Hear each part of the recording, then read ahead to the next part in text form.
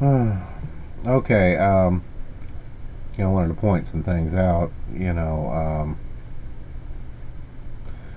For one thing, when I print this piece and this piece, I'm probably going to do it instead of medium quality like I normally do. I'll probably end up doing these at high quality so that they thread together a little better.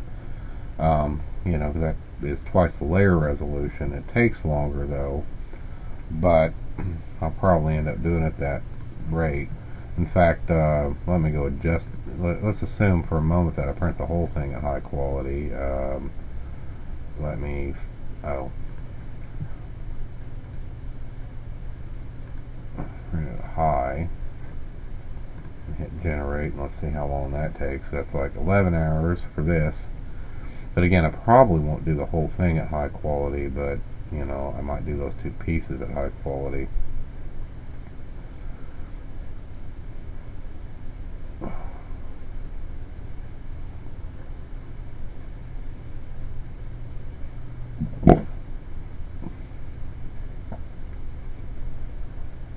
Oh.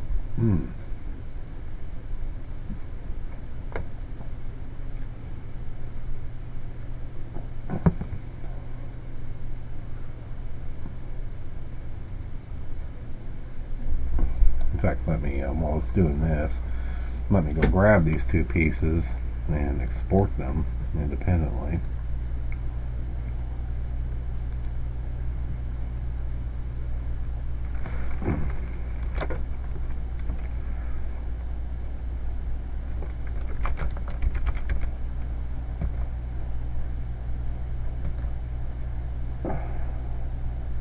Now your layer resolution, like you just saw there, that does not affect how long your print takes. It just affects how accurately it does it. I'm still working on this. There it is. Jeez, I mean that'd take 21 and a half hours to do them all.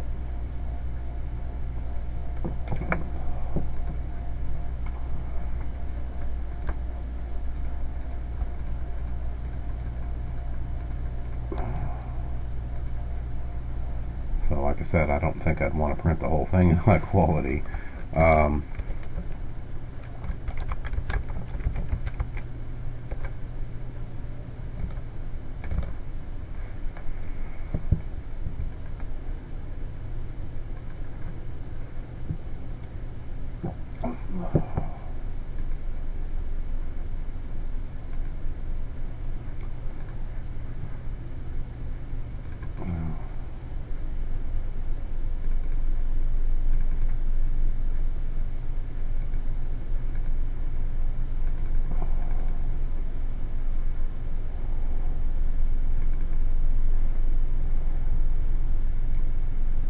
Okay.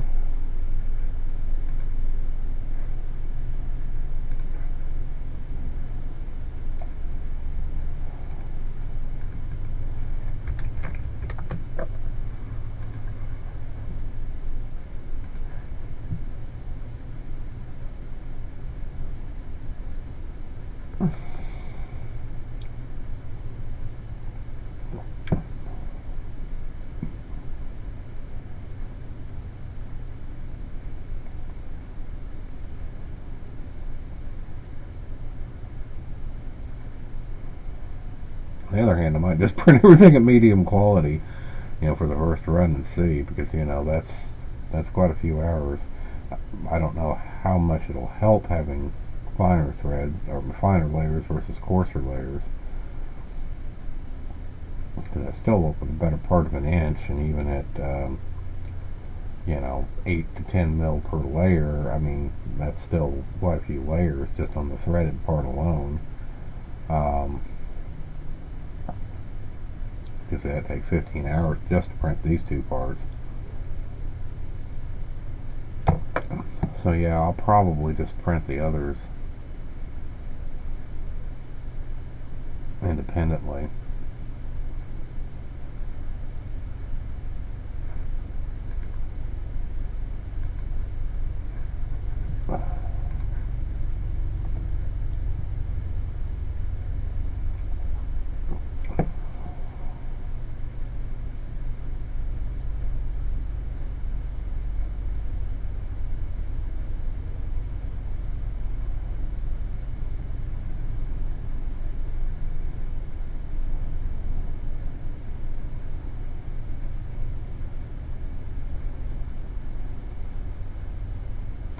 See, that's 7 hours, and there's a good chance I'll actually print even these two parts independently in practice.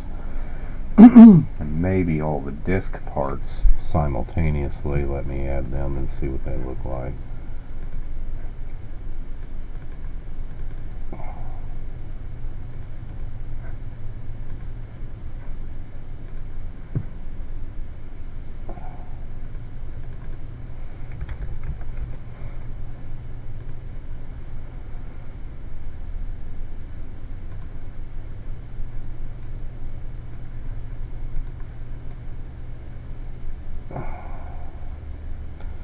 Now, how you arrange your parts can affect print time a little bit, so I'd probably make them a little tighter in practice.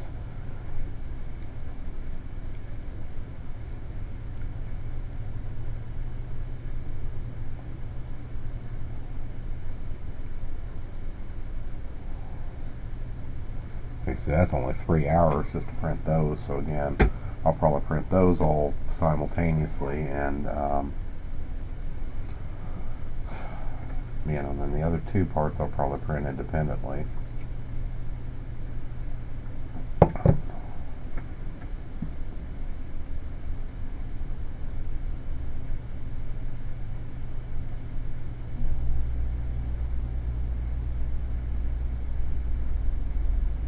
Still say I may make I'm almost inclined to make the bottom part of it out of black, it might actually make it look nicer. But again, in practice, I think this thing would be out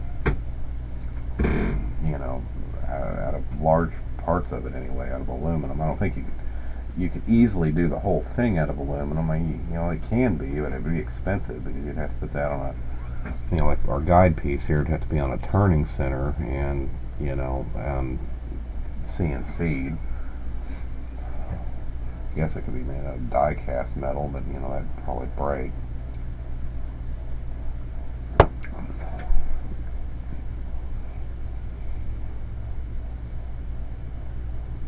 But anyway, this isn't meant to be a practical product, so I'm getting ahead of myself, on that anyway. So, the fact of the matter is, this is just meant to test a theory, of functionality. I still think you're better off having the whole thing white.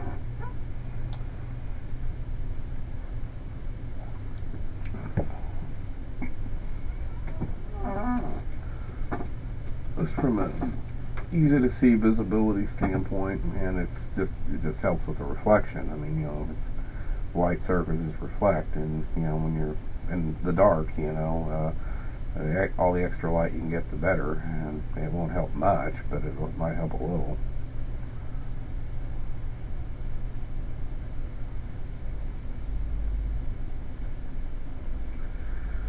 Anyway, okay, so let me go back over here and I'll incrementally save this, and let me bring up our previous completely assembled version of it.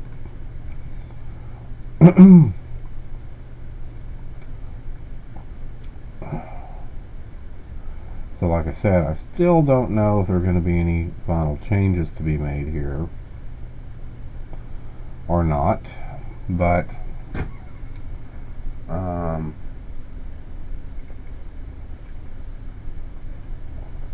one of the things I'm pretty confident in is that our circuit boards are set in stone, and our circuit boards are set in stone. So basically I can go and kind of mess with those.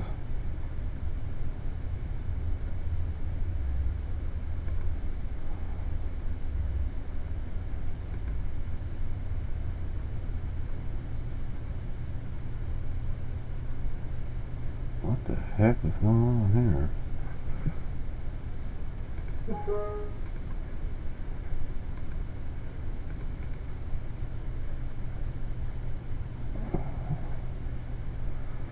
Okay.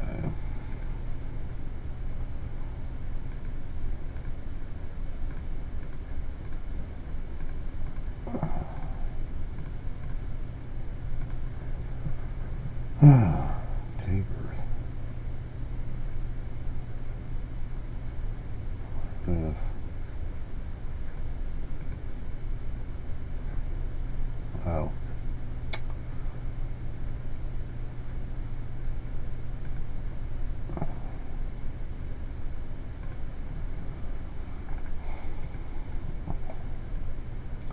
Okay, so these are going to basically be our circuits, you know, although some of these resistors may move around a little bit.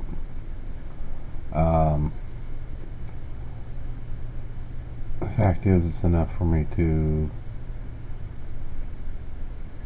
start to make circuit boards from. So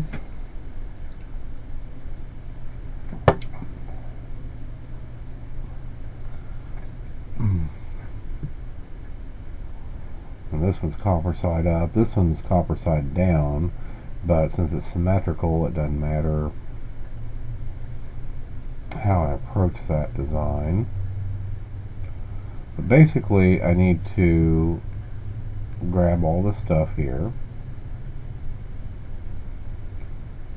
and copy it. Oh, I also need to,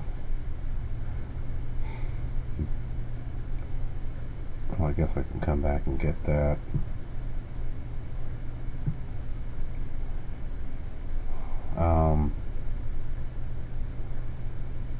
Let's open this up without saving changes, and let me go out to my PCB file. It's PCB2 we're working on. Let me open it.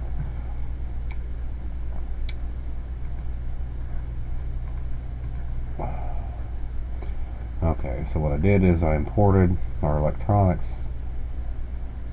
Oops. Oh.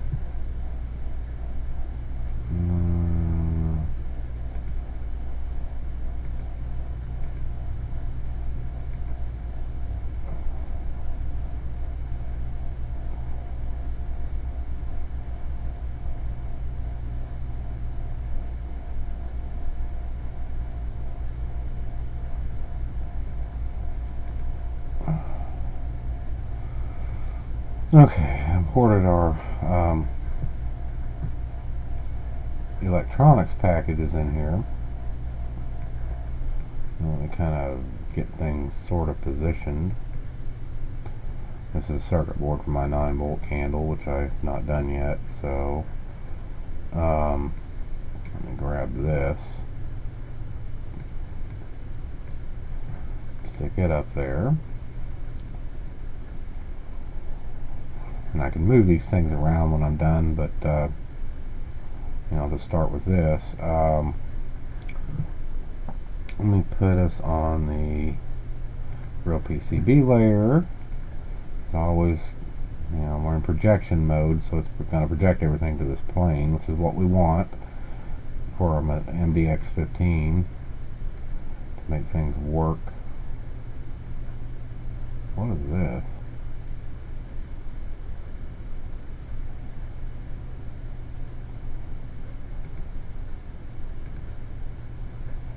What that is. What is this? Well, we've got two circuit boards lying on top of each other.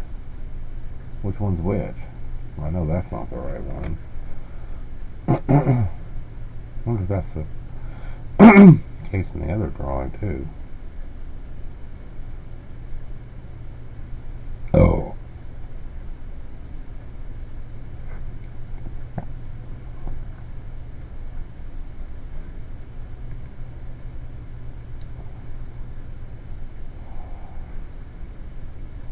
Yeah, that is weird.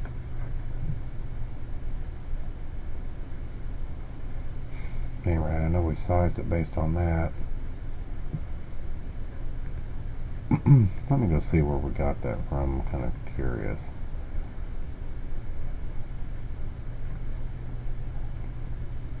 Yeah, here it is.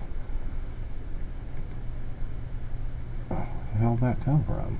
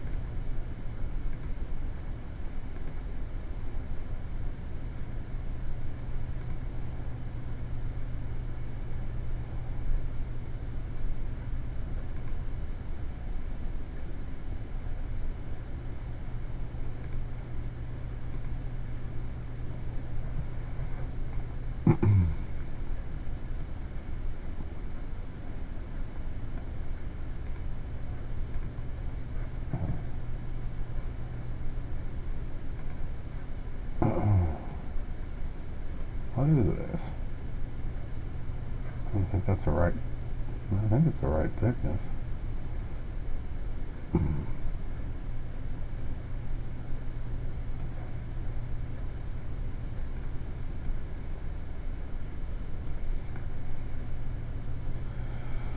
Yeah, it's definitely too big.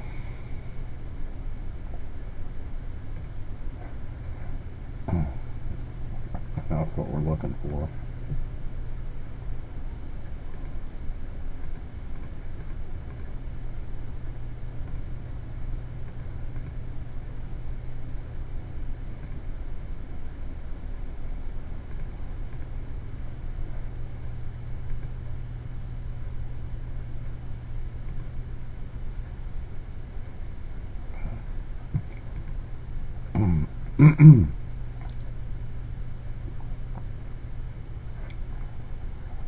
Alright, yeah, I don't know.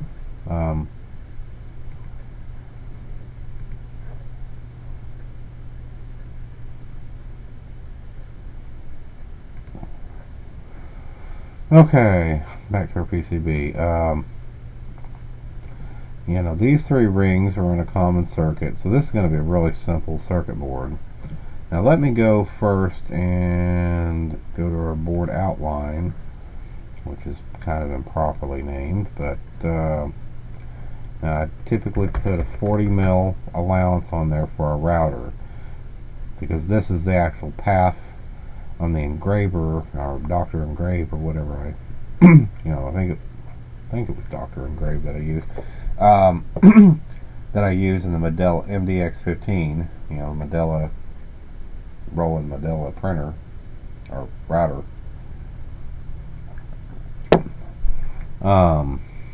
To trace the path of the circuit board.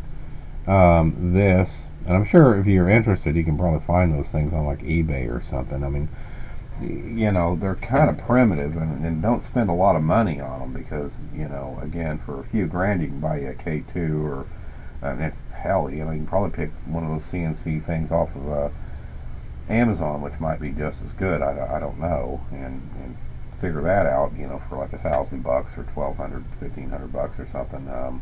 I wouldn't spend a lot on Medela, because again, it's kind of limited, but I do happen to have one. It's been sitting around as a paperweight for 15 years, so I started using it for this, because it's compact enough to bring over here, and, you know. And my K2's on the fritz, so I hadn't fixed it yet. I'm sure I'll get around to it eventually. Anyway, that's board outline, but let me go back to the real PCB for a second. I forgot to do this one. So let's get that one. Now go back to board outline, and let's put the route path on it. So that's got the route layer done. You know, it's the route path when I load up the router. Okay, next I need to take one of these little circles, and I need to turn every selection set off except this, and which is annoying because I got to go turn everything back on later, and I don't know how to reverse it.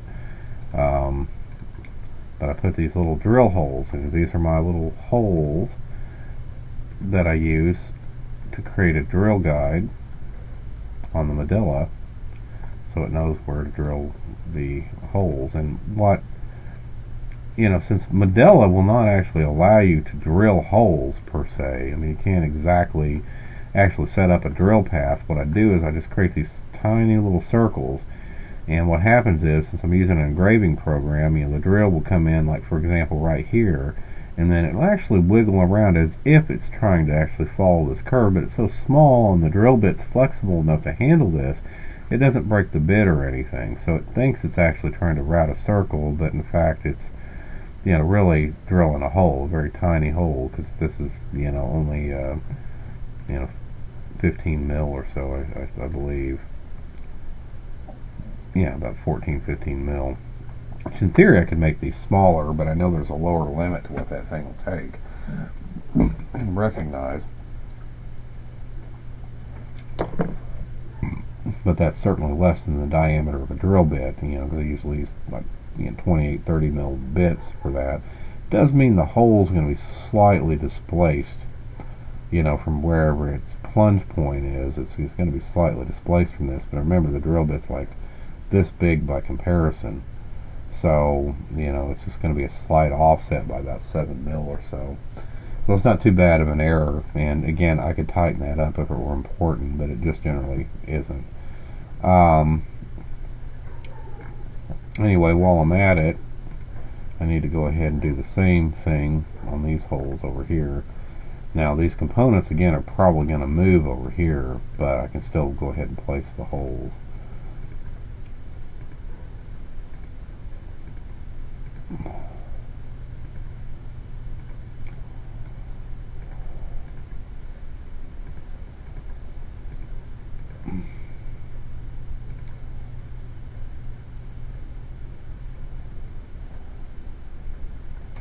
This is going to have to be approximate because these are going to be so big that I'm going to have to drill them out independently, you know, with a different drill other than the Medela. Hell.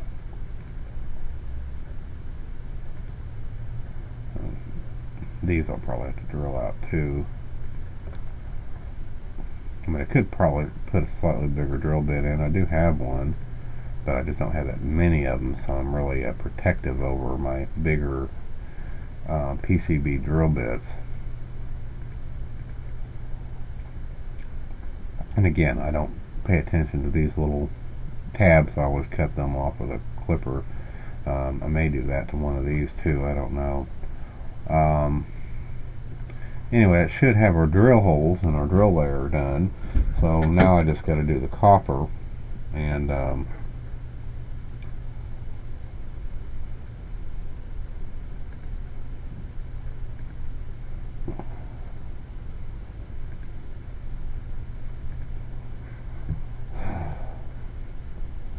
to kind of make things out, but you know, that's where our layers all are.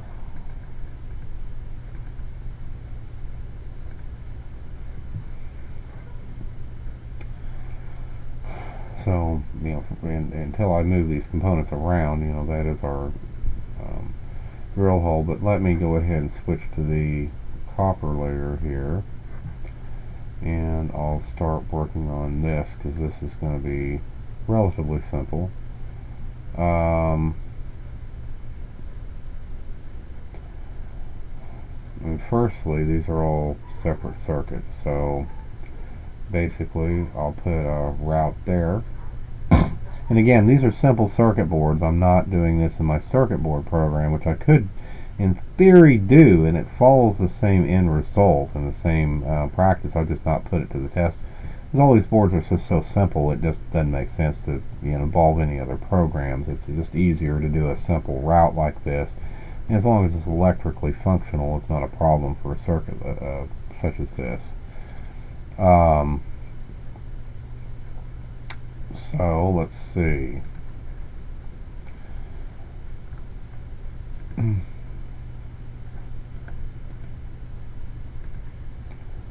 Now I always bleed these out past, you know, because again, our router will actually gnaw this away. It's actually a 40 mil or 80 mil wide tool, so it'll actually gnaw this path out, and we want that trace bleeding off the edge so we don't end up with a little conductive snippet there that's left after routing. So if I extend these trace outside of what the actual circuit board size should be, even the actual circuit board size is going to be a little bigger than this because it's actually a little less than 80 mil in practice once the tool has run its path. Its kerf is a little narrower than 80 mil. So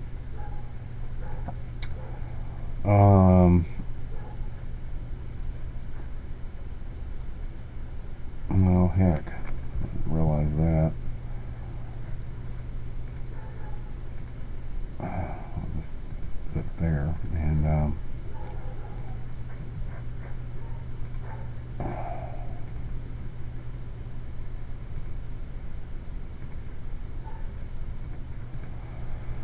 okay. Now that gives us that, but I do need to you know, actually put one there. So what that means is, like, for example, This might be, for example, my anode pad. This is where I'd solder my anode wire to.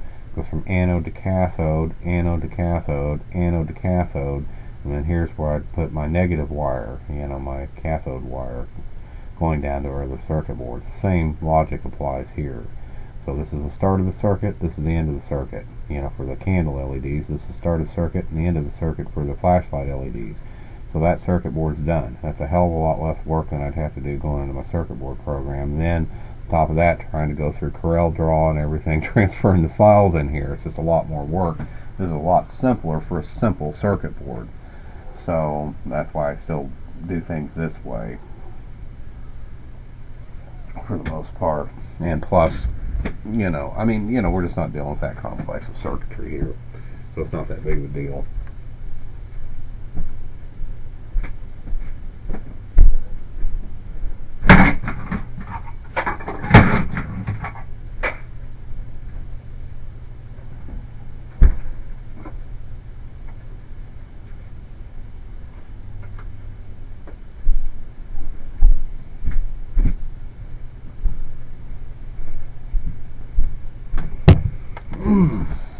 Okay.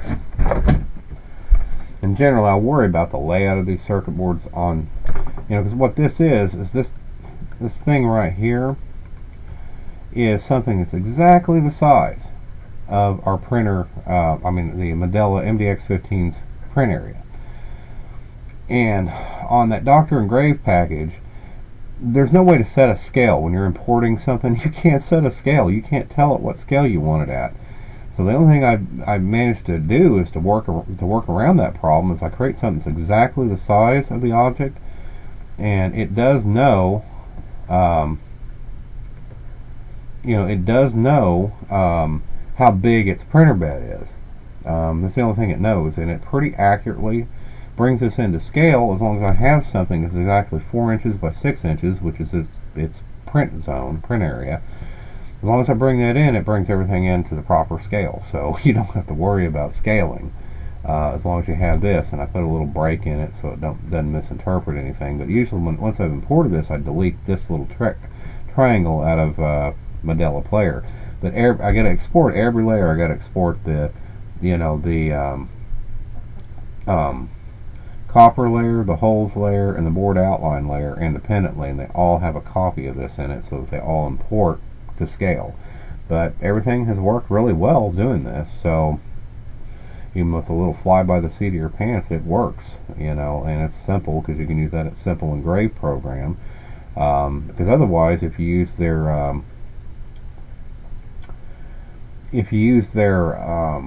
CNC program, it doesn't have a function in there to drill holes. It's the only CNC package I've ever seen that does not have a drill function. And as a result, you can't drill holes in it. So the only way you can drill holes is if you go in and manually place all the holes in their rather crappy program. And there's no alignment tools, no object snaps or anything like that. So you've got to visually, by eye, place every single hole, in your circuit board. And that's just BS. So as a result, I don't like using that. That's why I use the Medela or the Doctor Engrave, because as long as you have the scale set right and take into account the fact that when you're doing something like drawing a circle here, that's an actual tool path, and you've got a round tool following that path. You got to take into account its diameter and so forth in situations like this. Now, in situations like our circuit board, we don't, because we use the V-score router to do this. So that's the actual tool path the V-score router will follow, but it's not that big of a deal. So I'm joining these lines so that it actually creates a continuous path for it, because it will follow this. So that is the exact path, and that's what we're about to do over here, is draw the exact path over here. But I'm probably going to turn the components back on so I can see what I'm doing.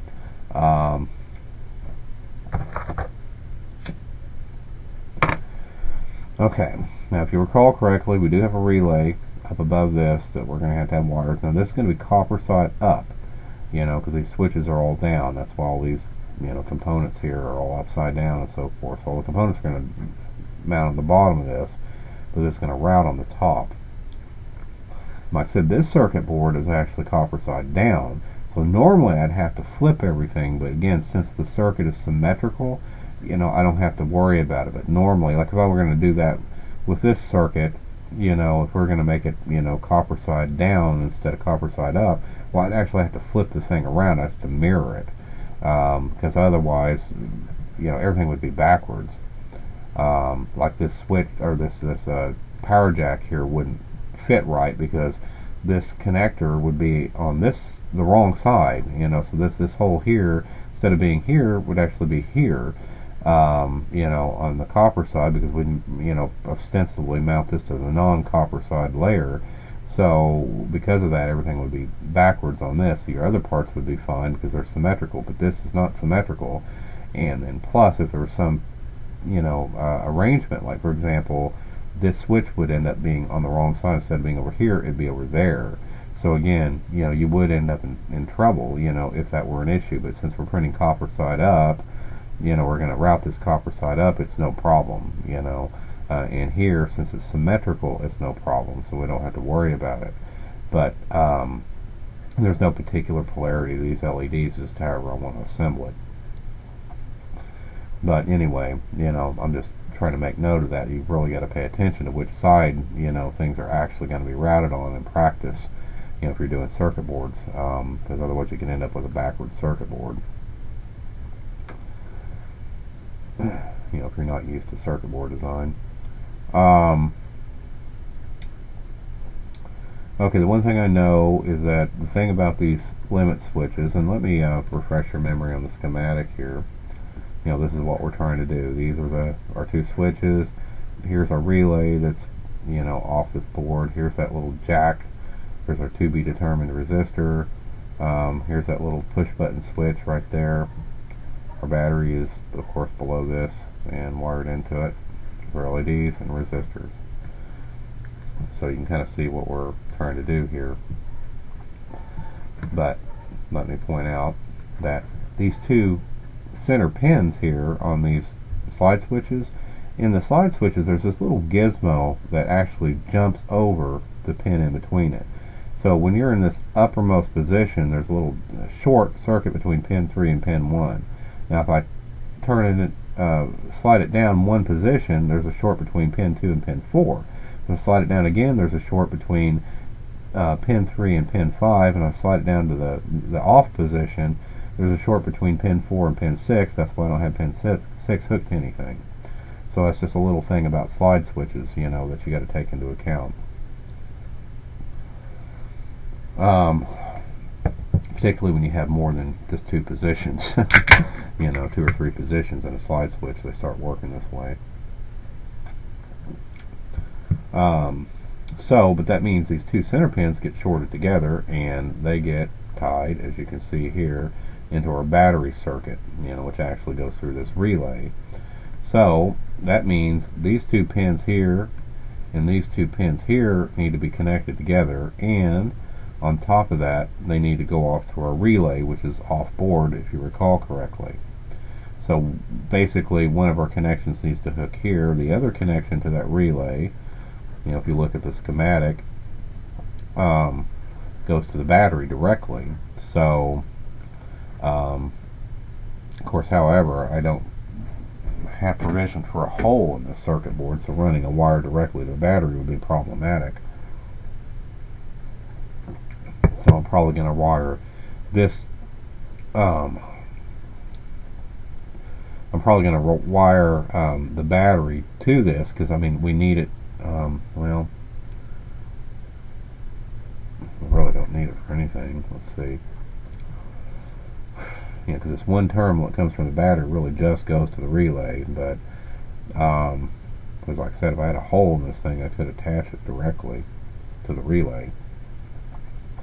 But again, I think that might be a little cumbersome assembly wise, so I'll do it as a separate connection.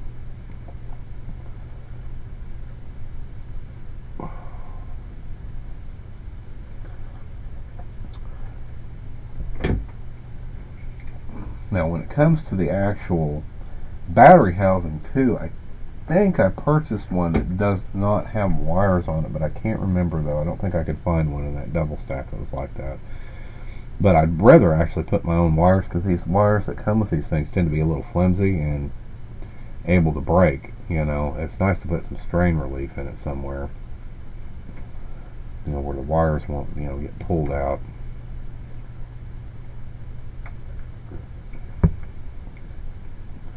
So I might have to think about that for a little bit, because otherwise it'd be difficult to get us, you know, well, impossible, because once this thing's glued together, I can't really take it back apart.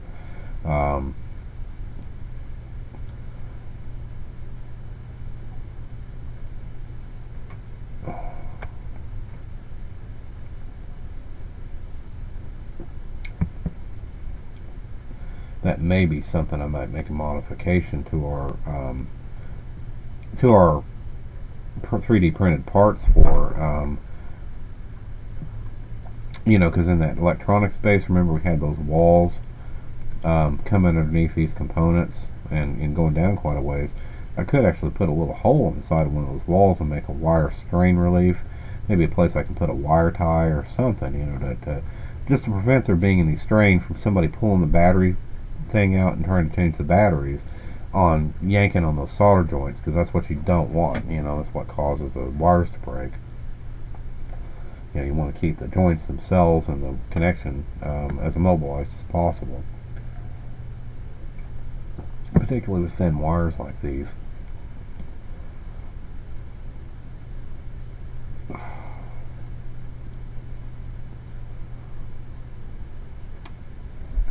But like I said, we know these are going to connect together, but we also know that this pin here, because remember, you know, I actually drew this schematic as the actual switch layout. In other words, this will be the off position here, down here.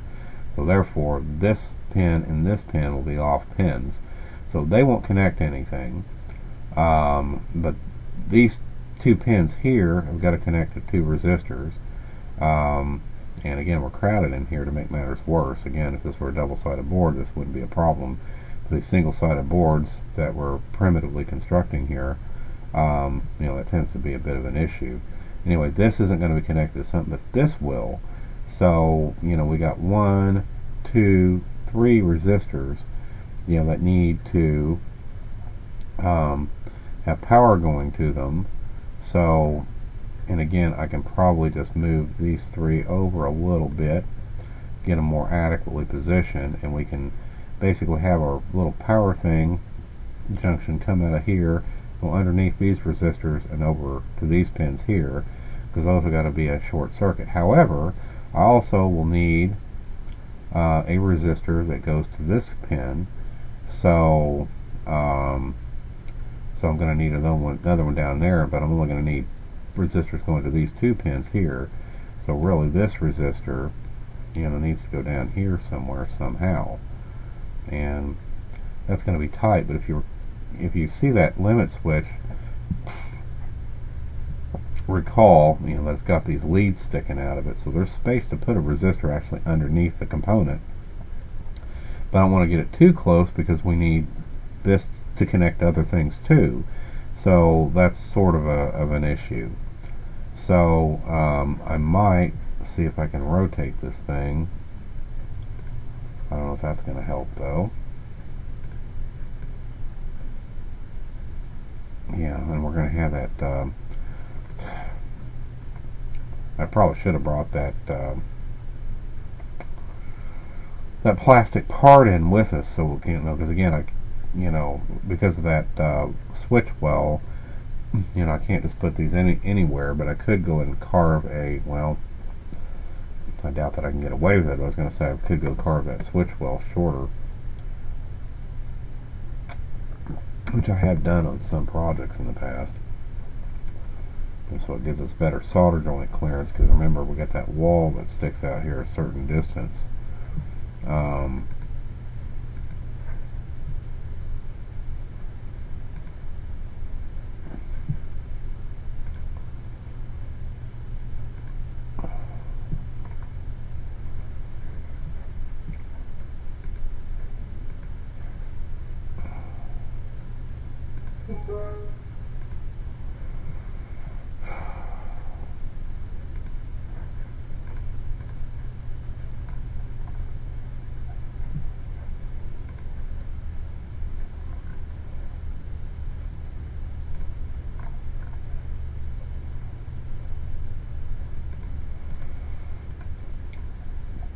So again, we don't want our resistor leads anywhere near this because they're going to be solder joints underneath and they'll interfere with these plastic parts. So that really affects what I can do here and how I do it.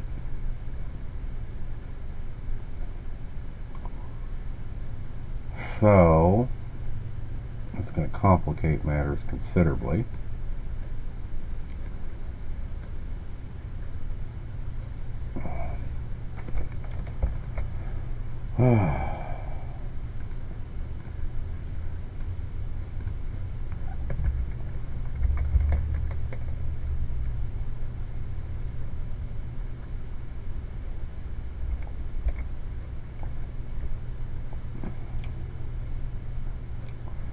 Like I said, I need to get power from this up to there somehow. So I'm going to have to kind of circuit around and then go over here.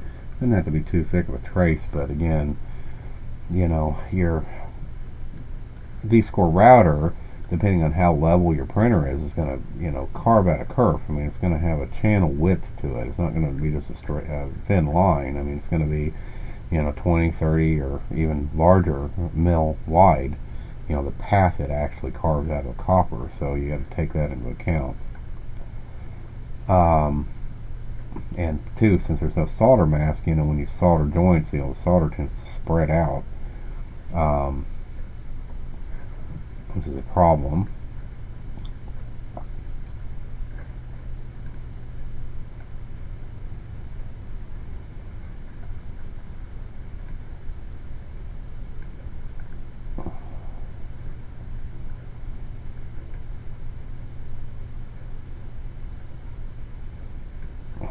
Okay.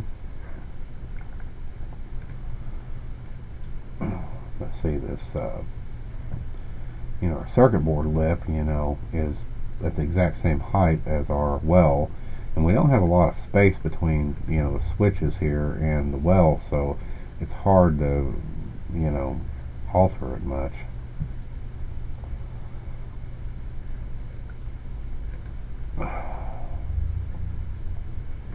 So again, I'll probably have to pull these resistors up a little like this. Now the one nice thing about all these 6 resistors is they all tie together on this side of it. You know, electrically they're all tied together, and that goes up to our candle LEDs.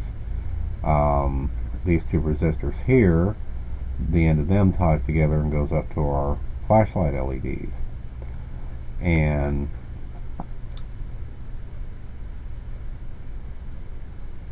I believe the center pin is the common. I'll have to verify that though.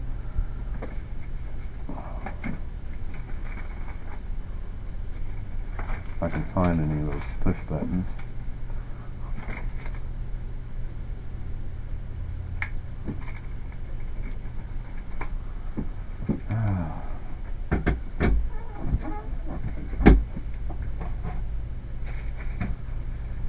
What I did with them.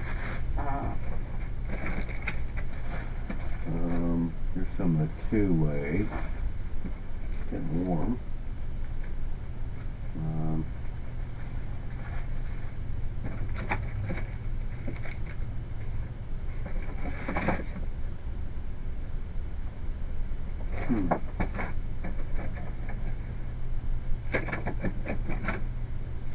I hope I bought more than one of the 3-way.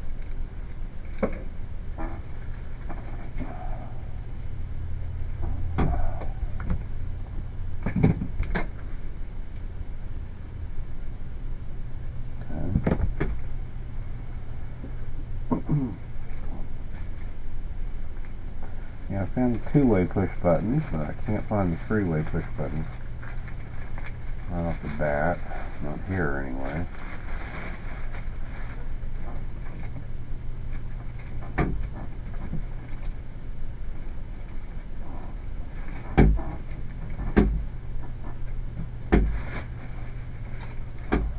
Let's see, where would I put those?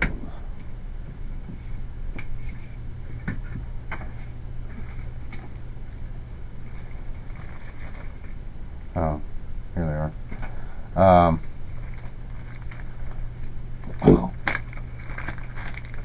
Yeah, I'll have to run a continuity test on them real quick. But I think the center pin is the common, but I'm not sure of that. So I need to make sure of it before I go designing circuitry around it. So it'll just take a second. Let's see.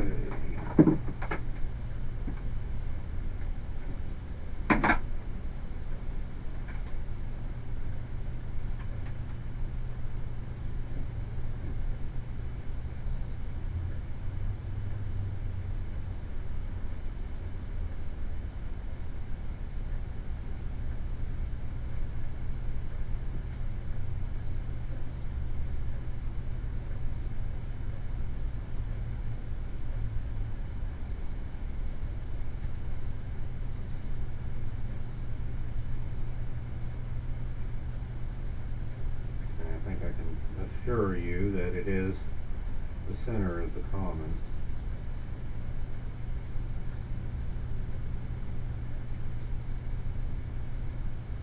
Yeah.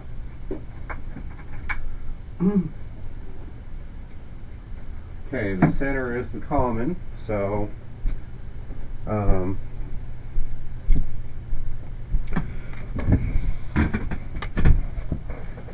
for sure. So that this leg here, you know, actually kind of ties into our switch, you know, and is switched by the battery. Hold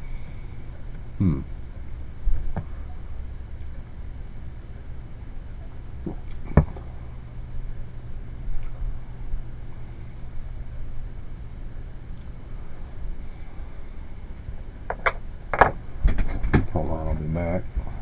Bathroom. That's the room.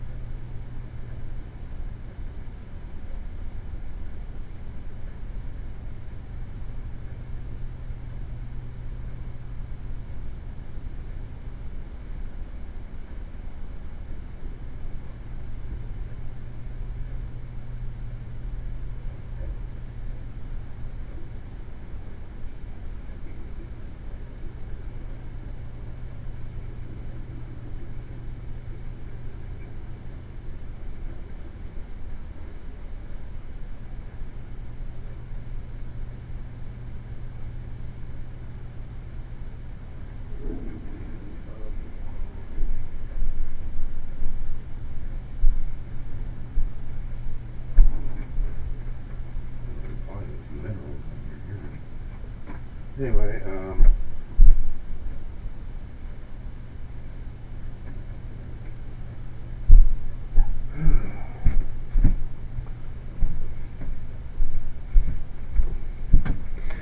okay, let me make a note here. Strain. Seriously? Crap, pins.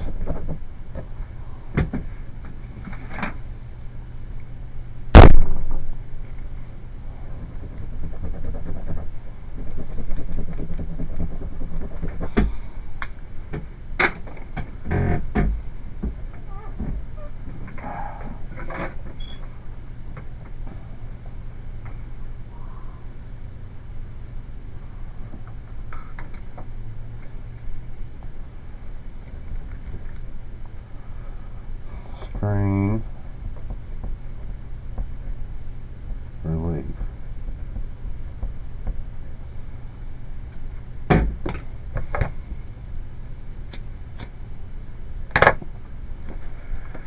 Okay. Alright, so basically we're making things trickier. So this pin needs to be connected to these two pins. So now this pin doesn't connect to anything, if you recall. Now I've had the presence of mind to actually cut it, and I can ensure that by not putting a hole here. I'll go ahead and delete that hole, because I might be able to backdoor route a trace back through here behind this pin, but boy, that's going to be close, because you know I need some solder spread.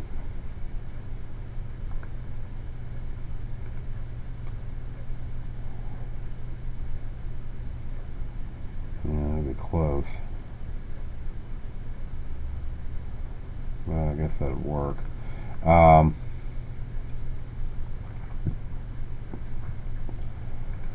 Okay, so let's start with that then, because those are the, you know, kind of, again, it's always good to start with the fixed quantities, and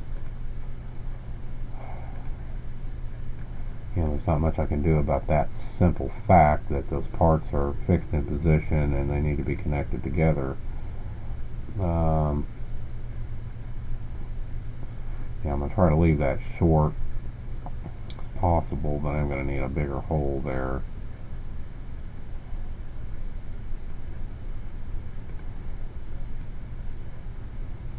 And like I said, I'm not putting a hole.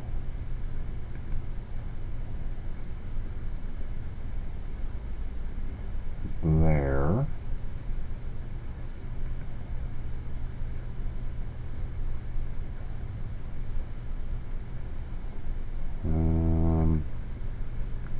Edge of my circuit board, I got to be cognizant of that. So we'll be bringing it in awfully close.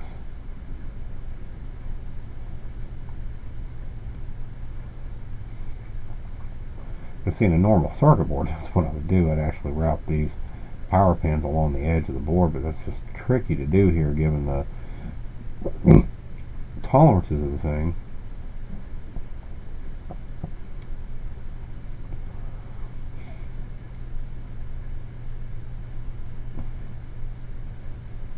Yeah, and then I like to be able to form good solder joints as much as possible.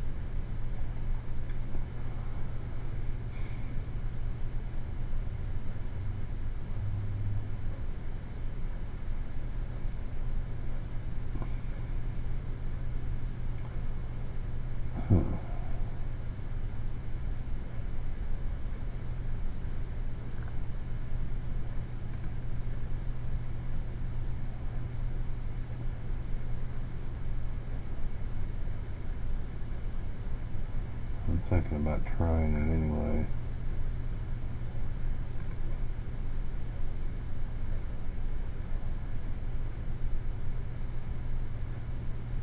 Yeah, I don't think so, because I mean that is such a narrow gap, you know, that when I take my router down through here, because these holes are going to be roughly this big, if not a little bigger, and then the fact that the router actually eats into this a little bit more than I'm showing here, that's part of my tolerance allowance.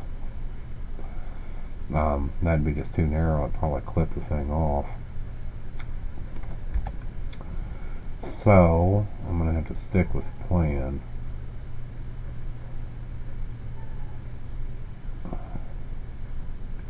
I go up and under.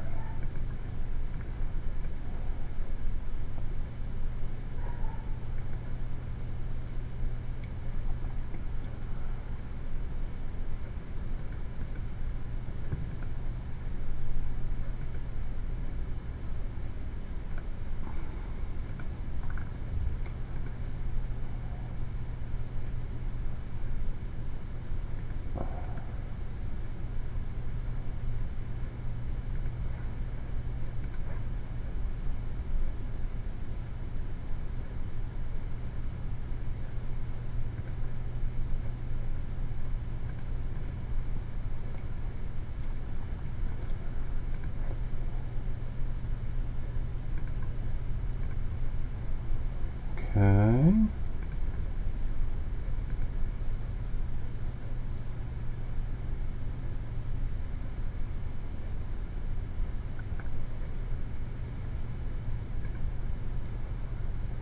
Here, there's a trace. And this isn't carrying a great deal of power, so you don't have to worry too much about trace widths, with the exception of worrying about the kerf, on the tool. That's my biggest concern on something like this.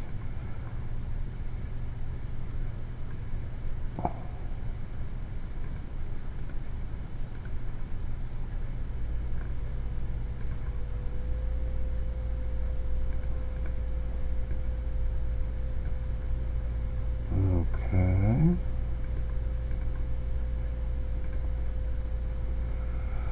Alright, so basically, when this routes it out, that'll leave us with a copper connection between going into these resistors, going to this set of switch, going around this one, just barely, and then connecting to that.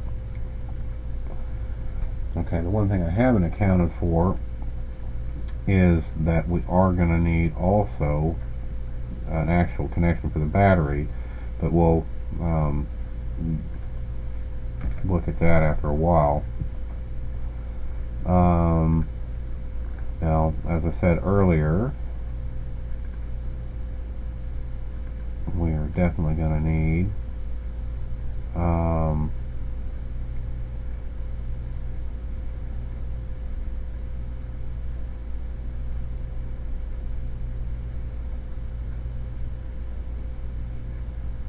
some connections.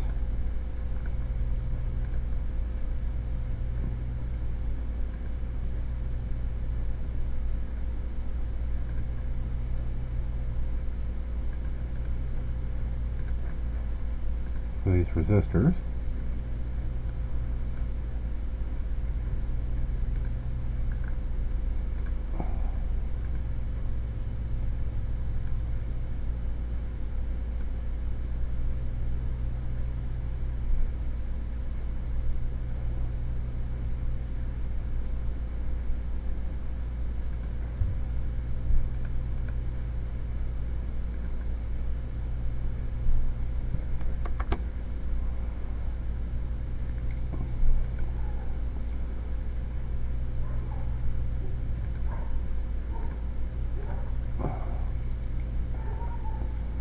And this hole, like I said, I could just delete, and then we've already got our connection there, because again, this isn't supposed to go to anything. However, I'll probably go ahead and, I'm always reluctant to do that, because, it's always nice having the extra holes to, the extra solder joints, because that's all that's holding the switches in is solder. So it's nice to have the extra holes just for mechanical reasons, unless you actually have to get rid of them like we did down here. Like I said, this one's essentially already got a baseline connection, but it's not done yet.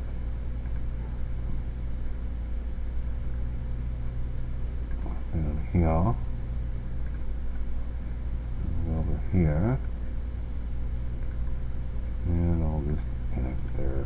A little squirrely looking, but gets the job done. Okay, so that's got those resistors connected and those resistors connected. Now, gotta do the same thing here. These resistors have to also connect to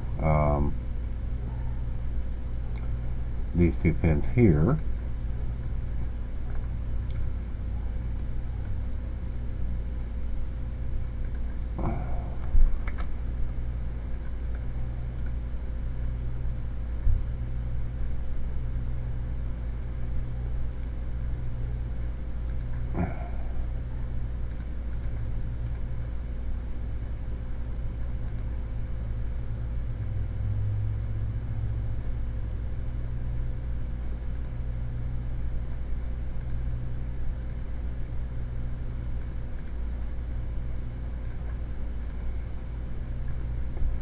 So it's got that route, and then this doesn't connect to anything, so it's actually free and clear up here.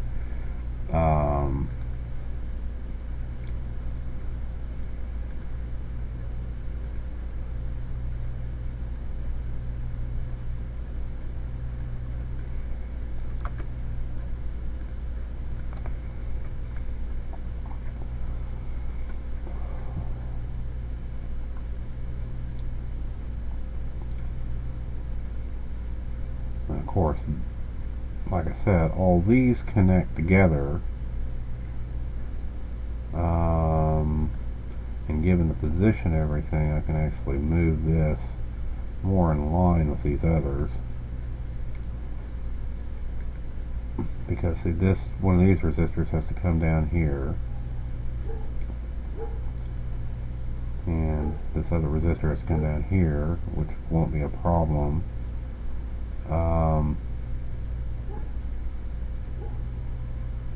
So, like I said, this is already basically a connected area, but let me go ahead and try to flesh this part out. The fact that, as I said, all these things are actually connected together. Let me just take it up here. Well, I don't know, we got that relay to worry about, so. Okay, now up here, you know, this area goes to our flashlight. Although I don't want solder joints being too close to the edge there, and I typically put a couple of holes just to distinguish it, even though they're not necessary. But the fact of the matter is that gives us a couple of holes. That's where our connection will go off to our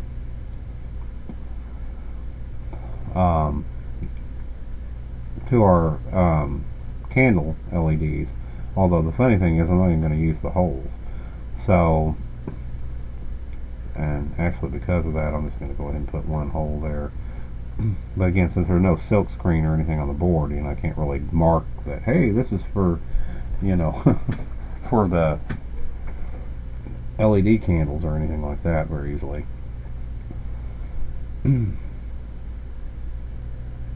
But anyway, so like I said, this has got this resistor hooked up, this resistor hooked up, you know, this resistor hooked up, this resistor hooked up, this resistor hooked up, and this resistor hooked up, and all these resistors are hooked up. So that's got our LED candle area done. And of course the power supply, you know, is connected up, except that I still do not have an outlet for it right now, and that's a little bit of a concern because I'm not seeing a lot of excess room here, so I may have to actually try to connect over here somewhere to the power supply, because we got all these walls in the way and everything. We don't want wires running in front of our push button, so again, I may have to actually bring this over here so we can actually have an area for actual power supply to connect to.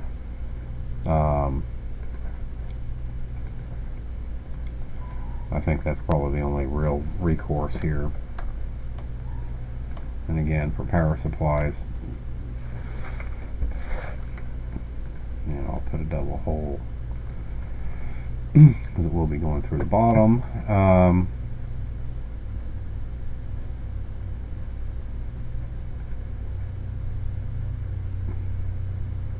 That should, I think, provide enough room.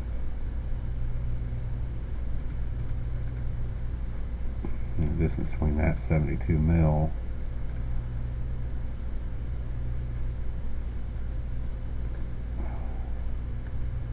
Well, hold on a minute.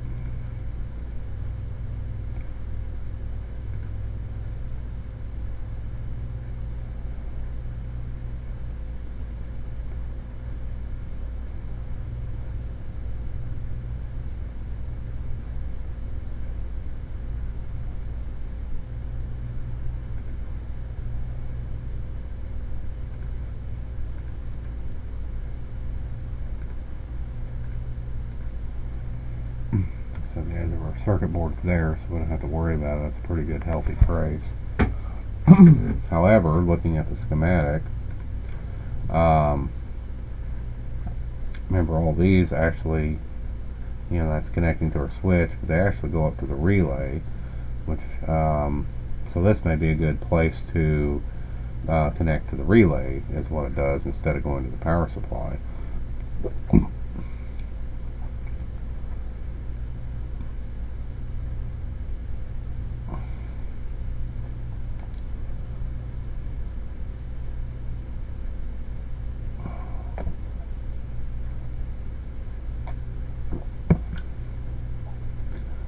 Anyway, when I make this video, you know, I can refer to this myself.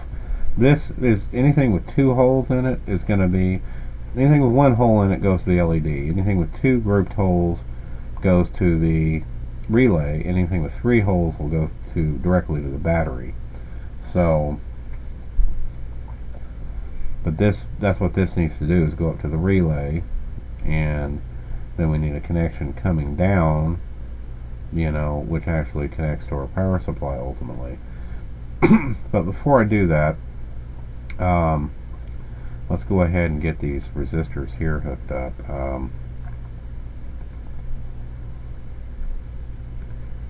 Bring these down, and I'll just take them over there, I guess. Come up here with this.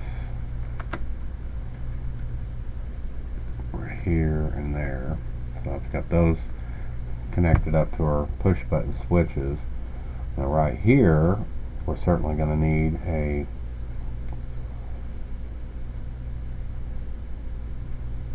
we're quickly running out of real estate here.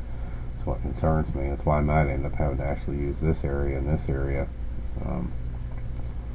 alternatively for other uses.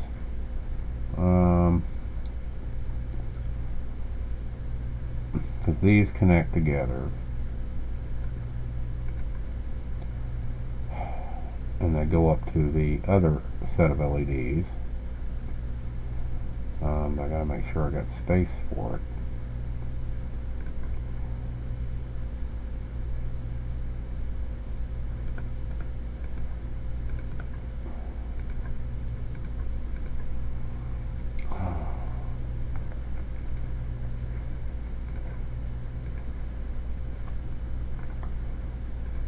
Okay, there's copper side up, so I'll just solder these wires like directly in this zone.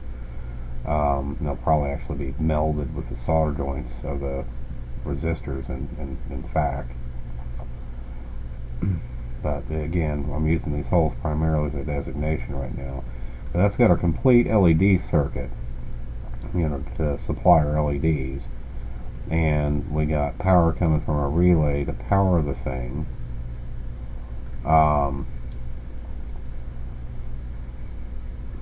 Then we got this thing to deal with, and the thing that sucks about this thing is since I got it out of a damn data sheet and they didn't think it important to actually give me any kind of schematic, I don't know what these connectors do.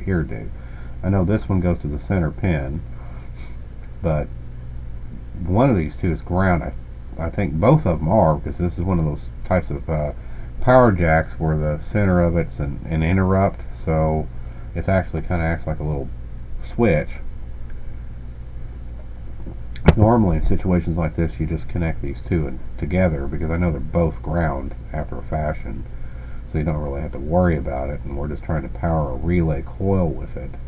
And it's not a problem getting power from here to the relay, except that I still feel like putting a resistor might be a good idea in it, just because, you know, even if I hook this up to like my flashlight charger, which is a power supply I usually plugged in around, you know, it's like 12 volts, but if it's not a regulated supply, and I don't know that it is, it'll float high. I mean, it could float up to 16, 17 volts. And we're applying this to a 12 volt relay. Now, according to the specs, that relay can take up to 24 volts with no resistor in it to limit the current, but it's still going to burn hot. So I'm kind of thinking, you know, it wouldn't hurt putting a little resistor in there to take up some of that voltage, you know, and reduce the current a little bit. I forgot what the coil current was. I had to pull up the data sheet. Let me see if I can find it real quick.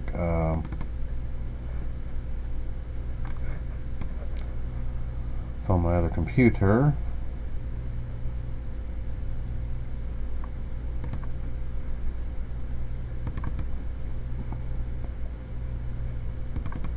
Okay, here it is. Let's see, 50 milliohm contact resistance, switching current, 2 to 3 amps.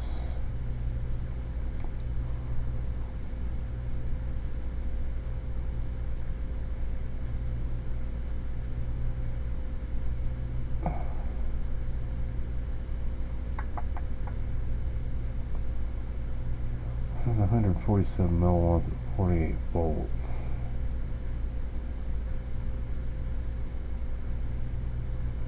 The coil's polarized? Really? Let me see if the coil's polarized on this thing or not.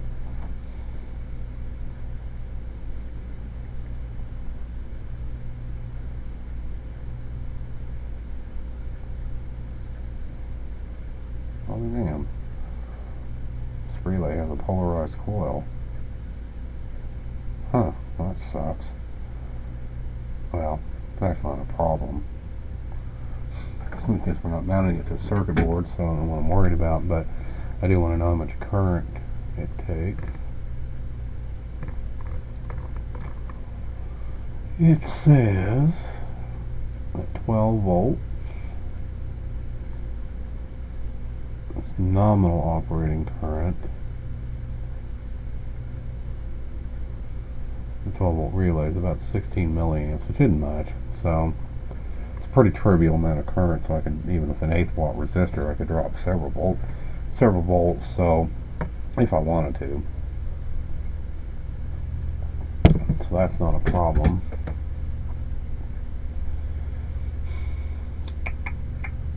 Let's see. I could just use that resistor as a jumper to the relay, because resistor has pretty long leads on it, when they're untrimmed. So I could just use that as one of the actual connection leads and not actually mount it on the circuit board. That would maybe alleviate some congestion here.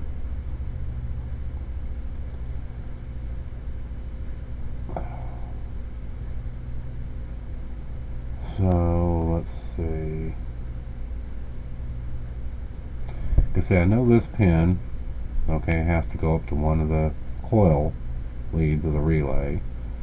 But again, since this is copper side up and the relay happens to be mounted above the copper side, if you recall, I can just solder directly to this lead, and I can solder directly to these leads too. I could even mount this resistor in a surface mount fashion if I wanted to keep it on the circuit board. But again, I'll probably actually end up using the resistor as a connection, because that would work, be pretty reliable. Yeah, I think I'll probably do that. So I'm going to go ahead and scoot that off here then. So basically I can keep this whole thing contained. I'll just short these two leads together.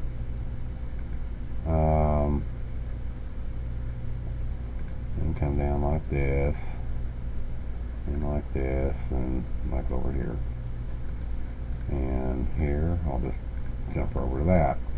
So basically, these are what energize the coil, and through this external resistor, one of these two will connect to one of the coil inputs to the relay, and this will just be wired. There'll be a wire going down there.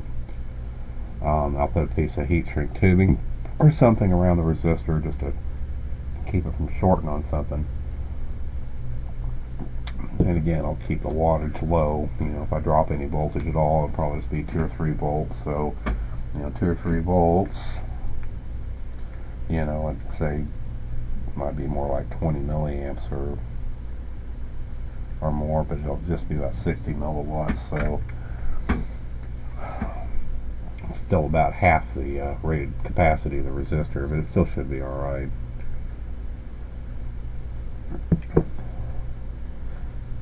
But again, I'll have to test that power supply and see if it's a regulated supply. But if it's not, if it's a non-regulated supply, it'll probably float considerably higher. I bought some 9-volt power supplies. Because hell, that thing could float to 20 volts or more actually. Because my 9-volt power supplies actually floated up to about 17 volts unloaded. So And even with a small load, that doesn't make much of a difference. 15, 20 milliamp load doesn't make much of a difference, and that's a small power supply too, only 200 milliamps. So, chances aren't bad that I'll probably want to drop some voltage.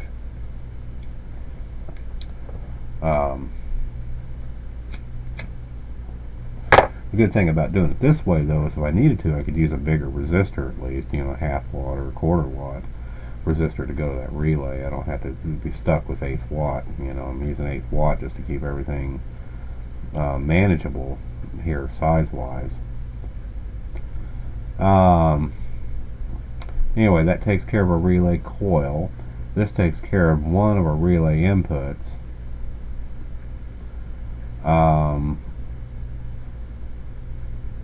But the other relay input's got to come from the power supply, and on top of that, we also got to get our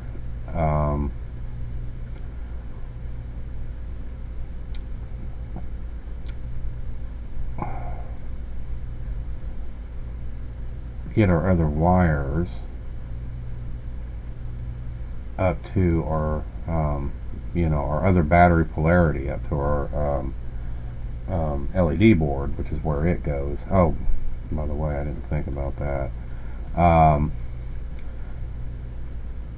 Since one of these two are connected, again, remember, if you look at the schematic, these two connect to each other.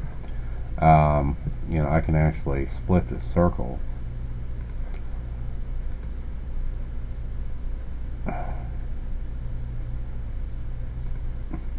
So basically, by doing that, that tells us that's the top of our schematic. So anyway, our battery will actually connect to this, and again, it's full side down, so I'm not going to worry about putting any battery holes or anything here, because it's pretty obvious what goes where for assembly purposes. So basically, what I really need is a way of getting, again, going back to the schematic, one terminal of our battery up to the LED boards, and the other terminal needs to go to our relay. I could just consider drilling a hole in this board, routing a hole in the center of this board. The only problem is when this thing's routing, I guess I could actually route this as two separate board outlines.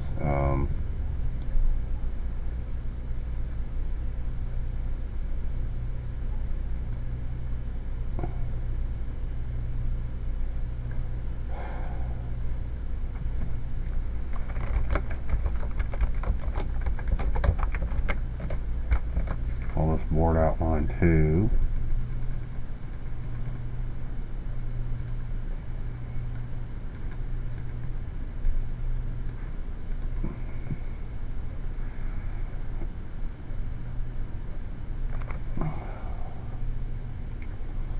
Or alternatively,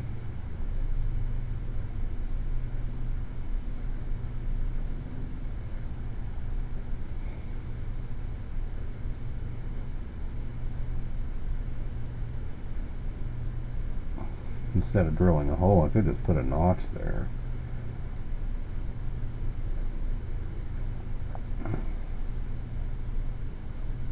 Because I'm still trying to decide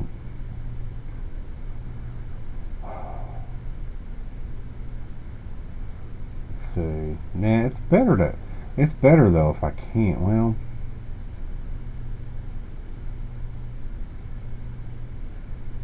I was going to say it's better if I can though to use the circuit board as a junction, and the reason is that those leads are flimsy and short, and they're only so long. It's better for me to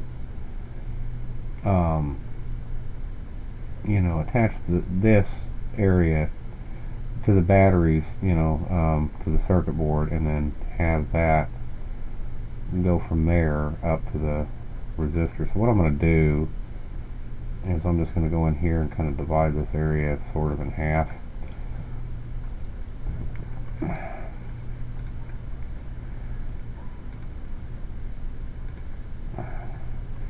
So this will be our battery zone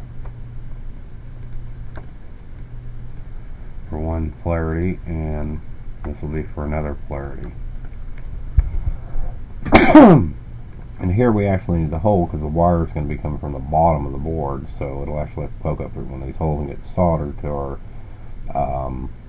our battery pack, and then from there the wires would be surface mount. One of these would go up to the relay, the other would go up to the LED board. So that pretty much completes our circuit board. So I can hide things now.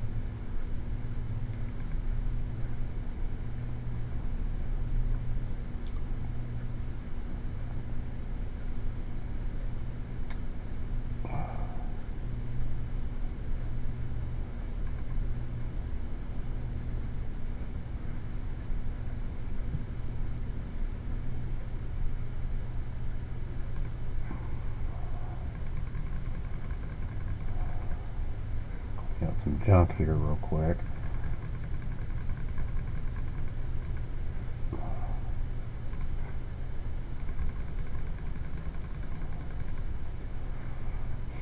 Okay.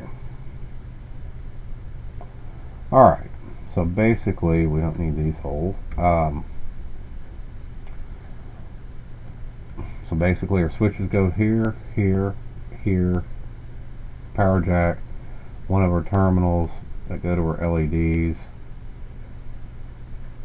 go to the relay, and the other terminal from the relay comes to here actually.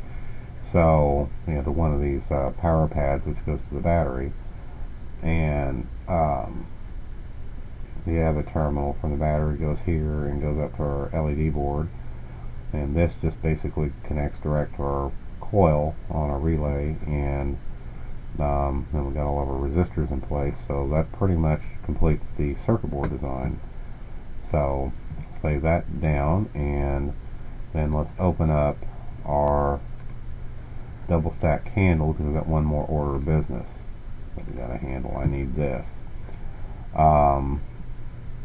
Let me copy it. And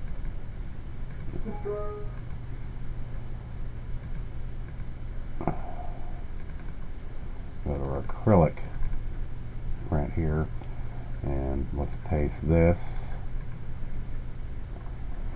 to wherever it went.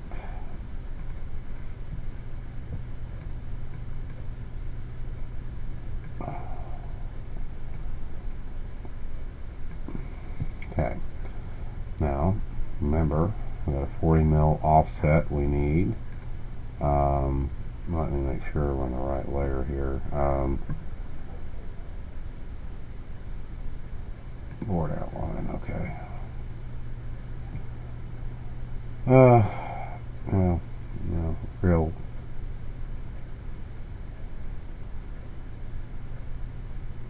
PCB actually.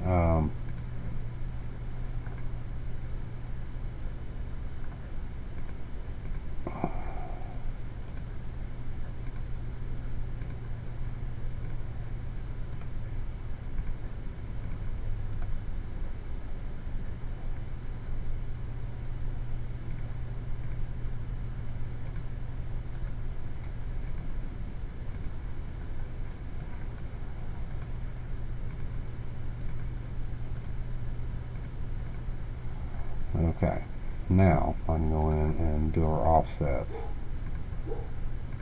40 mil. Internal 40 mil.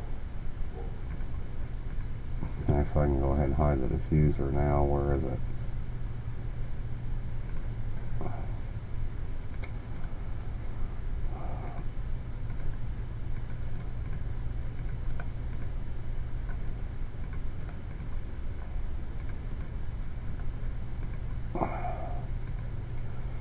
Okay, now, like I told you, and this is a little bit of a source of concern, particularly for this, these holes will be a tad smaller because, again, our end mill's kerf is slightly less than what I say it is, and because of that I may actually want to undo all that.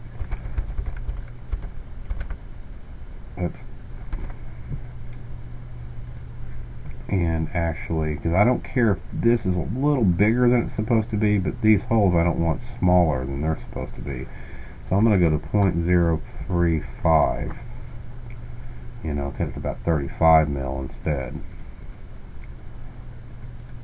That should give us a little bit of a bigger hole. That, you know, but then again, doesn't hurt if these holes are too big. Just we don't want them too small. So you just don't want them way over too big. But on the other hand, I've only got so much of this acrylic, so I mean, you know, I don't want to waste it. But at any rate, so that's our acrylic piece there. So I can go ahead and incrementally save that, and that should be it for the circuit board and diffuser design. Except that I need to go back and look at that one issue now, don't I? The strain relief. Okay. Now, like here, I gotta turn all this stuff off again.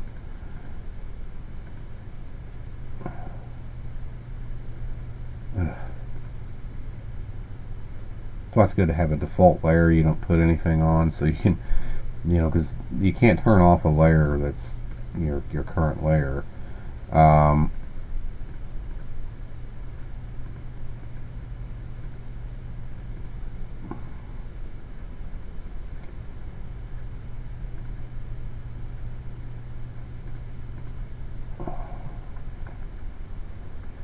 Okay.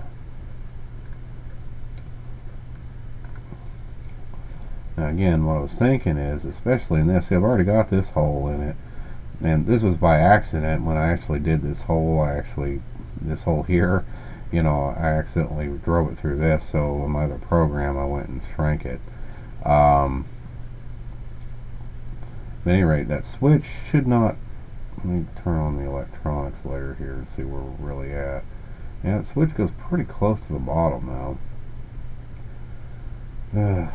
Let's see, what can I do? Again, it'd be nice to have some strain relief. I'm just wondering where to put it.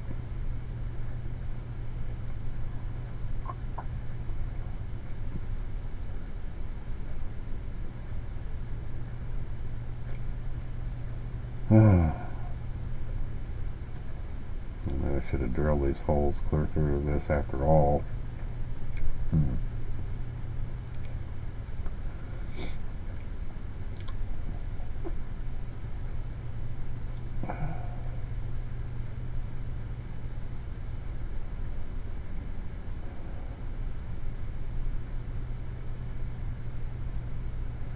don't know if I can still get away with that. Well, anyway, I'll deal with that. I mean, you know, but I'd like to put strain relief in here somewhere, and that I'll figure out later. It's getting late.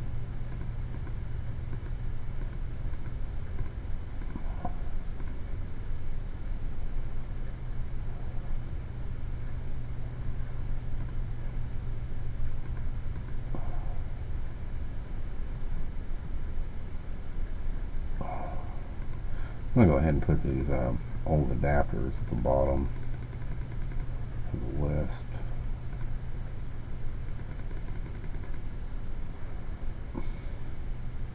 So I'll keep forgetting. Okay.